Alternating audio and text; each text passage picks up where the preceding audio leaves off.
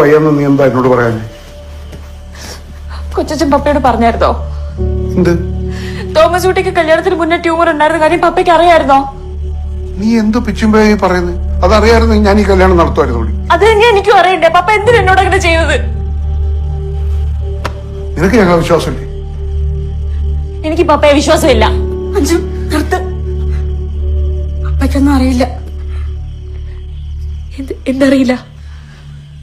കൊച്ചച്ഛൻ വീട്ടിൽ വന്നപ്പോ പപ്പ അവിടെ ഇല്ലായിരുന്നു. എനിക്കാവുമെന്ന് ഞാൻ കരുതിയില്ല.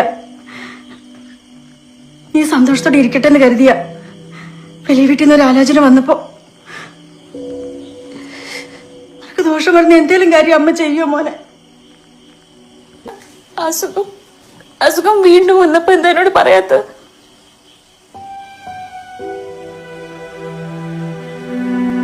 അപ്പോഴെങ്കിലും പറയായിരുന്നല്ലോ അമ്മേ.